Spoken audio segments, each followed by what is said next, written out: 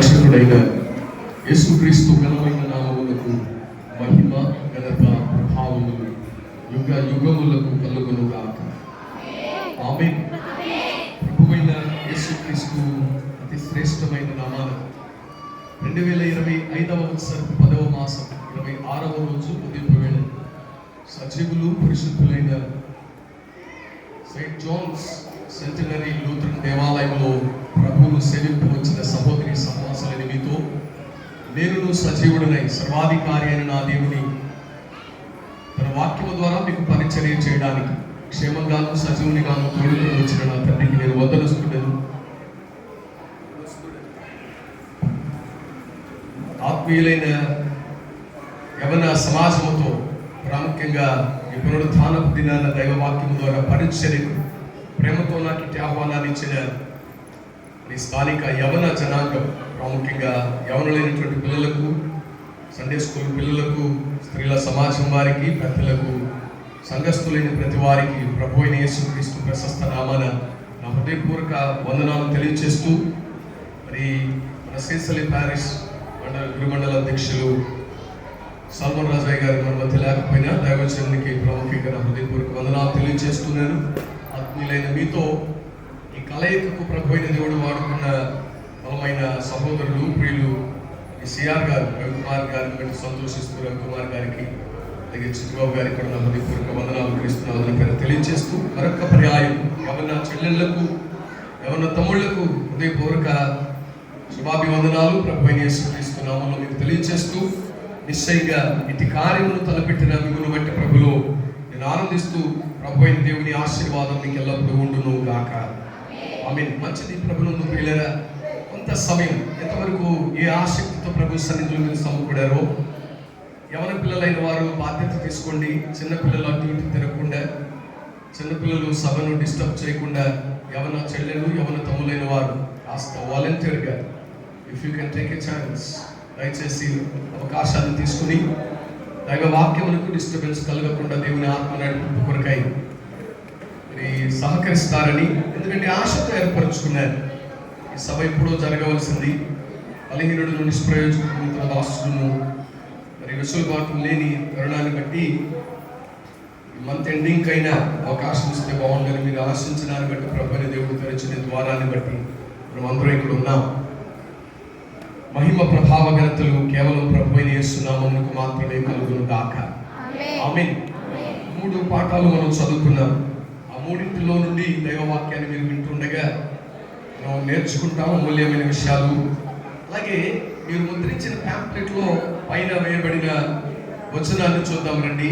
యోహాను మొదటి పత్రిక 2వ అధ్యాయం 12వ వచనం నుండి 14వ వచనం కలిగిన భాగాన్ని నేను చదువుతున్నాను. బైబిల్ కలిగిన వారు బైబిల్ వెనుక నుంచి పేజీ నెంబర్ 221వ పేజీ. యోహాను రాసిన మొదటి పత్రిక. ప్రభు అయిన దేవుడు అపోస్తలుడైన యోహానును ప్రేరేపించి సార్వత్రిక సంఘాలకు, మొదటి శతాబ్దపు చివరి భాగంలో ఉన్నటువంటి విశ్వాస సమూహానికి, ప్రాముఖ్యంగా సంఘానికి రాస్తున్నటువంటి పత్రిక ఇది. ప్రభువును పిల్లారా, ఇది ఇంటర్నల్గా దీని నేపథ్యాన్ని మొదట మీకు తెలియజేస్తాను. రెండవది, ప్రభు అయిన దేవుడు సంబోధిస్తున్న యవనస్తులు ఎవరు? మనం అనుకుంటున్న యవనస్తులకి ప్రభు అయిన దేవుడు సంబోధించిన యవన తరానికి ఉన్న వ్యత్యాసం ఏంటి? ఎవరు ప్రభువునందు యవనస్తులు? ఎటువంటి వారి విషయమై ప్రభు ఈ కేవనిస్తున్నాడు అనే ఆధ్యాత్మిక సత్యాలు ఈ పూట మీదకు తెస్తాను. దైవ వాక్యపు వెలుగులో వాక్యమైన వాడు మీతో మాట్లాడుతున్నప్పుడు వింటున్న యవన సమాజమే కానివ్వండి, నడి వయసులో ఉన్న వారే కానివ్వండి, పెద్దలైన మీరే కానివ్వండి, దైవ వాక్యం దగ్గరికి మీరు ఎప్పుడు వచ్చినా మీరు 2 పనులు చేయాలి. అది వాక్యానుసారం. లేఖనాన్ని చెప్తాను కానీ చదవద్దు, వినండి. కొరింథీ మొదటి పత్రిక 11వ అధ్యాయం 28వ వచనం ప్రకారం, అలాగే 31వ వచనం ప్రకారం ప్రభు అయిన దేవుడు తనను సమీపించిన వారిని కోరే విషయాలు ఏమిటి అంటే, మరల చెప్తాను, రాసుకునే వాళ్ళు ఉన్నారు కాబట్టి.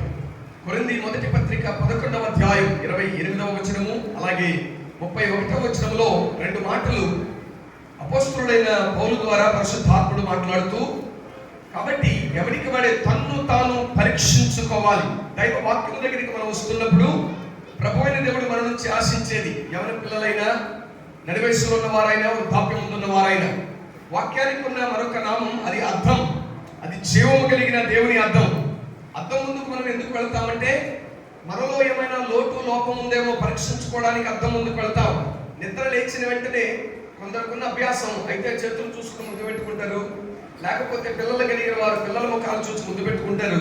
ఆ తర్వాత వాళ్ళు చేసే త్వరితగతిన చేసే పని ఏంటంటే రెస్ట్ రూమ్కి వెళ్ళడానికి ముందు ఓ అద్దం ముందుకు వెళ్తారు. ఎందుకు వెళ్తారు అద్దం ముందుకంటే, అద్దం ముందు నన్ను నేను చూసుకోకుండా బయటకు వెళితే ఒకవేళ రాత్రి నిద్ర ఎక్కువయ్యో, కొందరికి నిద్రలో సొల్లు కార్చే అలవాటు ఉంటుంది, దాన్ని బట్టి ఏర్పడిన సొల్లు కొమ్మను బట్టి బయటకు వెళ్తే ఎంత వయసు వచ్చినా సొల్లు కార్చేరేట్టు అంటారేమో అని అద్దం ముందుకు వెళ్ళి నిలబడగానే ఏమన్నా ముఖం మీద కాబట్టి కనబడకూడదు కనబడితే అంటాం, రైట్. రెండవది, అద్దం ముందుకు వెళ్ళినప్పుడు ఒకవేళ వేడి ఎక్కువయ్యి వేడి చేసి కళ్ళకు పుసులు కట్టేస్తే ఏమంటే నీ ముఖాన్ని బయటవాడికి చూపించడానికి ముందు నువ్వు ఎట్లున్నావో నువ్వు చూసుకోవడానికి ఆస్కారం ఇస్తుంది అద్దం. వాక్యం అనే యుద్ధం, ఆధ్యాత్మిక జీవితం, నీ అంతరంగం ఎట్లుందో, నీ అంతరంగ స్వభావం ఎట్లుందో, నీ మనస్సు ఎలా ఉందో ప్రభువైన దేవుని వాక్యం అనే ఈ సజీవ దర్పణం ఎదుటకు నీవు వచ్చినప్పుడు ఆయన నీతో చెప్పే మాట ఏమిటంటే, ఎప్పుడు ఈ వాక్యం అనే దర్పణం అద్దం దగ్గరికి నువ్వు వస్తున్నా, అది వ్యక్తిగత వాక్య ధ్యానమైనా, కుటుంబంగా కలిసి ప్రార్థించే సమయమైనా, దేవుని మందిరావరణానికి వచ్చే సమయమైనా, ఏ ప్రార్థనకు నువ్వు బైబిల్ పెట్టుకుని బైబిల్ని ఆధారం చేసుకుని కూర్చుంటావో, కూర్చున్న ప్రతి సందర్భంలో జీవము కలిగిన దేవుని వాక్యం అనే ఈ దర్పణంలో నిన్ను నువ్వు చూసుకుంటున్నప్పుడు 2 పనులు చేయాలంటాడు ప్రభు. ఒకటి, ఆ అద్దం ముందు వాక్యమైన వాడు మాట్లాడుతున్నప్పుడు పరీక్షించుకోవాలి. చెప్పండి, ఏం చేయాలి? కాబట్టి ప్రతి మనుష్యుడు అంటాడు, ప్రతి మనుష్యుడు తన్ను తాను పరీక్షించుకోవాలి. పరీక్షించుకున్న తర్వాత ఆ వాక్యంలో నీవు లోపించిన స్థితిని జ్ఞాపకం చేస్తాడు. వాక్యం నిన్ను సంపూర్ణంగా చేయడానికి ఇష్టపడేది. వాక్యం నిన్ను స్థిరుడిగా క్రీస్తునందు స్థిరపరిచి బలపరచడానికి నీ కొరకు ప్రభువైన దేవుని ద్వారా ఇవ్వబడిన వాక్యం ప్రభువుకు పిల్లరా. కనుక వాక్యం దగ్గరికి నువ్వు వచ్చినప్పుడు నీలో ఆయన ఆశించినటువంటి ఆధ్యాత్మిక స్థితి లేనప్పుడు, ఎక్కడ కొదువై ఉన్నావో అది ఆయన నీకు జ్ఞాపకం చేస్తున్నప్పుడు, పరీక్షించుకోగా నీ కొదువేంటో దానిలో బయలుపడినప్పుడు ఆయన దగ్గరకు నువ్వు వచ్చి నిన్ను నువ్వే విమర్శించుకోవాలి అంటాడు 31వ వచనంలో. తన్ను తానే విమర్శించుకోవాలి. విమర్శించుకోవడం అంటే తిట్టుకోవడం కాదు, విమర్శించుకోవడం అంటే సరి చేసుకోవడం. కనుక ఈ పూట వాక్యం దగ్గరికి వస్తున్నటువంటి యవన పిల్లలైనా కానివ్వండి, నడివయస్కుల వారైనా కానివ్వండి, ఇళ్ల దగ్గర కూర్చొని దూర శ్రవణ యంత్రము ద్వారా వింటున్న ప్రియ సహోదరి సహవాసులైన ఈ పూట ప్రభువైన దేవదేవుడు మనతో చెప్తున్న మాట, ఆయన మాట వెల్లడి అవుతున్నప్పుడు వెలుగైనటువంటి ఆ మాటలో మనల్ని మనం చూసి పరీక్షించుకుందాం. తక్కువైనప్పుడు మనల్ని మనం విమర్శించుకుని ఆయనే మనలను సంపూర్ణంగా చేయవాడు గనుక ఆయన ఎంతకు వచ్చి ప్రభావమును సంస్కరించమని కోరదాం. తద్వారా పునరుద్ధరిస్తాడు, సంపూర్ణపరుస్తాడు. చదువుదాం రండి. యోహాను మొదటి పత్రిక 2వ అధ్యాయం 12 నుండి 14 చదువుతున్నాను. 14వ వచనాన్ని ఈ దిన మన ధ్యానం కొరకు తీసుకుంటాం. చిన్న పిల్లలారా, ఆయన నామమును బట్టి మీ పాపములు క్షమించబడినవి కనుక మీకు వ్రాయించున్నాను. తండ్రులారా, మీరు ఆది నుండి ఉన్నవారిని ఎరిగి ఉన్నారు కనుక మీకు వ్రాయించున్నాను. యవనస్తులారా, మీరు దుష్టుని జయించి ఉన్నారు కనుక మీకు వ్రాయించున్నాను. చిన్నపిల్లలారా, మీరు తండ్రిని ఎరిగి ఉన్నారు కనుక మీకు వ్రాయించున్నాను. తండ్రులారా, మీరు ఆది నుండి ఉన్న వారిని ఎరిగి ఉన్నారు కనుక మీకు వ్రాయించు ఉన్నాను. యవనస్తులారా, మీరు ఫలవంతులు, దేవుని వాక్యం మీ యందు నిలుచుచున్నది, మీరు దుష్టిని జయించి ఉన్నారు కనుక మీకు వ్రాయుచున్నాను. నాతో ఈ మాట చెప్పండి. యవనస్తులారా, మీరు ఫలవంతులు, దేవుని వాక్యము మీ యందు నిలుచుచున్నది, మీరు దుష్టుని జయించి ఉన్నారు కనుక మీకు వ్రాయుచున్నాను. మరొకసారి అందరూ చెప్పడానికి ప్రయత్నించండి.